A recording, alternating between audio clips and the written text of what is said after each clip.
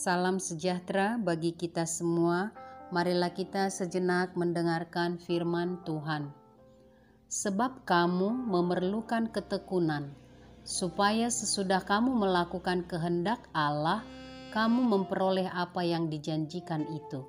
Ibrani 10 ayat 36. Ketekunan. Dalam kamus Batak ada pepatah yang mengatakan nunut si raja ni opuna. Nunut sama dengan tekun. Artinya tetap tekun dalam setiap kerja, usaha, apapun keadaannya. Dan tekun itulah kunci untuk pencapaian yang mendapatkan hasil yang baik. Perjalanan hidup bersama Tuhan atau hidup di dalam iman percaya kepada Yesus Kristus Tuhan, keselamatan kita bukan tanpa tantangan dan hambatan. Bahkan ancaman pun adalah bagian yang tidak terhindarkan. Ada ancaman yang hendak menghilangkan bukan hanya semua fasilitas hidup, tetapi juga iman dan nyawa kita. Bagaimana kita menjalankan hidup? Melakukan iman di tengah badai yang sedemikian menekan dan mengancam? Ikut ambil bagian dalam penderitaan Kristus, karena memang kita dipanggil tidak hanya untuk percaya dan mendapat keselamatan, tetapi dipanggil ikut menderita bersama Kristus. Seperti Kristus menderita, maka kita pun ikut dalam penderitaan itu. Namun bukan penderitaan akhir dan tujuan perjalanan hidup kita. Hendaklah engkau setia sampai mati, dan aku akan memberikan kepadamu mahkota kehidupan. Ketaatan, kesetiaan, dan ketekunan adalah syarat penting, kebutuhan pokok dalam menjalani semua di dalam pencapaian garis akhir di perjalanan hidup kita.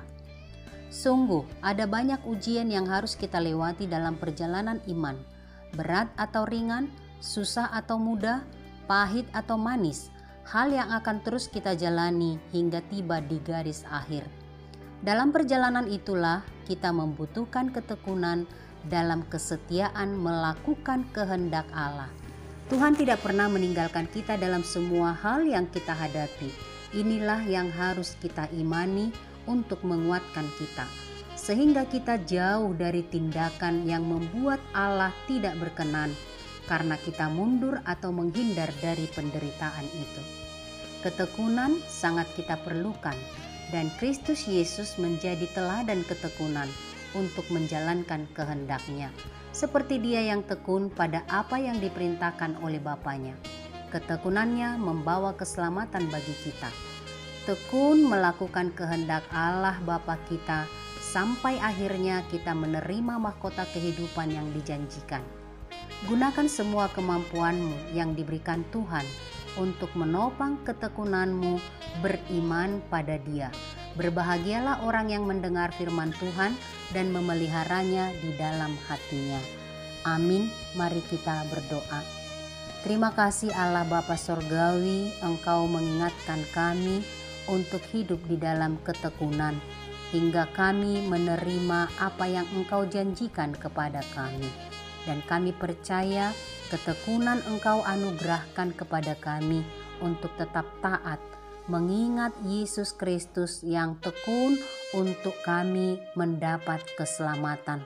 Terima kasih Bapa di sorga, kami percaya dengan Roh Kudus-Mu dan firman-Mu kami dimampukan hidup di dalam kehendak-Mu. Di dalam nama Yesus Kristus kami berdoa. Amin.